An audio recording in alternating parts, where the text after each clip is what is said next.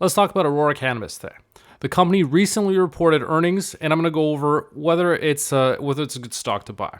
So the highlights of the earnings report were sixth straight quarter of positive adjusted EBITDA, 5% revenue growth, cash position of 180 million, debt-free cannabis business, and Aurora expects to be generating positive free cash flow by the end of the year. But let's take a closer look at its numbers. So if we look at its quarterly report, net revenue was up primarily due to that cannabis segment, up 20% from 37.9 million up to 45.6 million. But on the consumer cannabis side, it was actually down 29%. So in recent years, what we've been seeing is that Aurora is moving away from the consumer segment, focusing more on the international market on the medical side. And generally, that's a pretty good move because the margins are a lot better on the medical side than they are the consumer side. The consumer side, things are really competitive, and that leads to low prices, and it makes it really difficult for cannabis companies to turn profits in there. And that's why you're seeing companies like Canopy Growth even go to what they call an asset-light model so that they're less exposed to the consumer cannabis market. Tilray Brands has expanded into alcohol for the sake of diversifying and improving their financials as well. It's just not a great market to be in. So Aurora moving away from that is actually a pretty good move.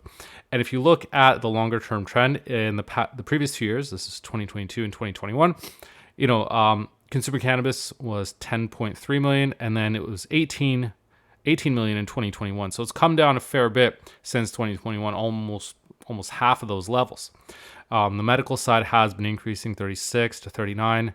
It dipped a little bit last year, but up to 45 now. So been a decent progression. The big change from a few years ago is obviously that plant propagation business that it acquired. So 10.4 million that it's adding that in previous years wasn't here at all.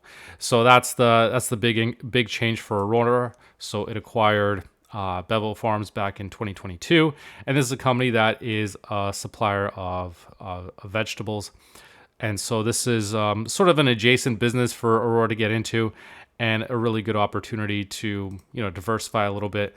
And so one of the things that it hopes to do is potentially lead to large-scale cannabis propagation across the industry. So it's a good opportunity to potentially generate a bit more growth, but that still remains to be seen. But for right now, that's the main reason why you'll notice that Aurora's revenue is a fair bit higher than it was the previous years versus 2021 and 2022, because it's got that segment now contributing. But besides that, it's been mainly the medical side of the business that's been growing. But it wasn't until recently, this past quarter, there was a big jump. In previous quarters, 37.9. 39.3, 36.3. So it's been fairly steady. So it's been recently that it got a big boost. So it's expanding into more markets. So that's a positive thing that should help improve its margins. Now, in terms of Aurora's actual financials, though, what does this actually mean for the business? It posted an adjusted EBITDA of just under $1.9 million. So let's take a look at what that means. Now, the problem with adjusted EBITDA is this is really a bit of a messy number. So you've got net income of 20.8 million technically for the quarter, and that's actually worse than the previous quarter. But through some accounting magic, they go from 20.8 million a loss to a profit of almost 1.9 million. So you can see all these adjustments. So they got income tax, other items, share-based comp, acquisition costs. So all these adjustments that, let's face it, are at the discretion of management, because adjusted EBITDA is a non-GAAP number. It's not a standard number.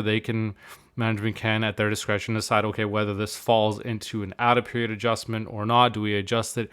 Is it an acquisition related expense? So there's not really a hard and fast rule as to what gets classified into these different sections. And that can be really dangerous. Like, for example, if you look at other income and expense at 18.8 million, like what was in there that gave that a big boost? Because that played a big role in the company getting to an adjusted EBITDA profit.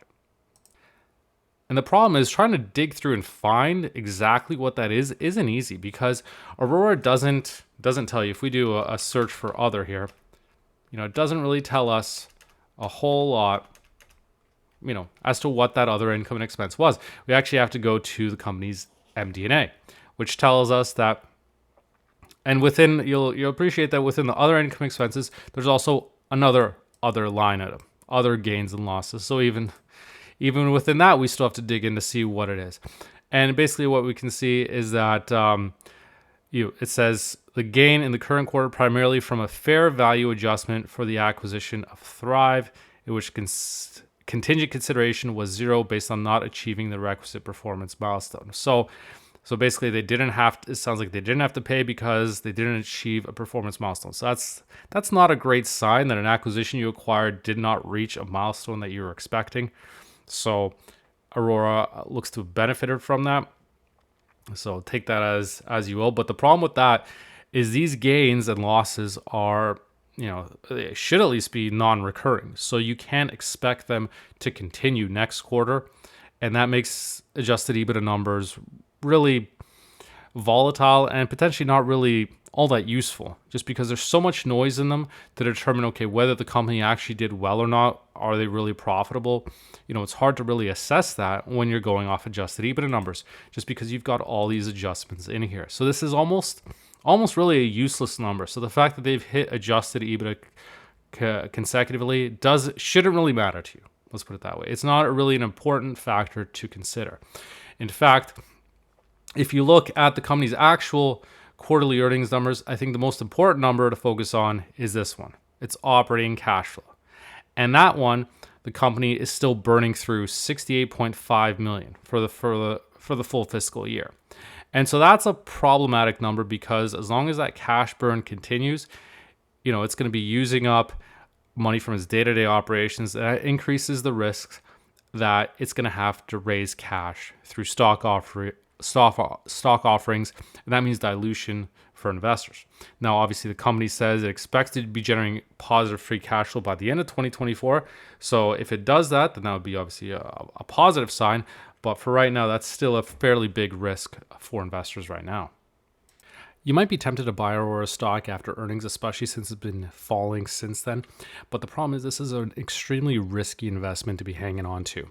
If you look at its 5-year returns, it's down 99%. It's hard to imagine a worse return that you could have had on your investment over time. And so during that stretch, it's also had multiple reverse splits just to stay above the $1 mark. Right now, it's more than $5 on the NASDAQ, so a reverse split may not be coming anytime soon, but it's still a possibility in the future. And the biggest risk is still dilution. So over the past 5 years, Aurora has increased the number of shares outstanding by more than 540%. So as more shares get issued to fund its operations, existing shareholders get diluted. And that's still a real risk to be concerned about. Even though Aurora is talking about generating positive free cash flow this year, it may not reach those targets. It's failed to deliver on promises in the past. And so investors should be careful not to assume that this time around things are going to be different. And plus, there's still the issue with growth. While the company has been scaling back on the consumer side of things, the international markets, the medicinal markets, while those are better margins, the growth opportunities are also going to be a bit more limited. So its growth prospects aren't as impressive as, if they were focusing on the US market or somewhere else. So between limited growth and still questions about its cash flow, this is a really risky stock to buy. And unless you're a trader or a speculator, you're probably better off avoiding it.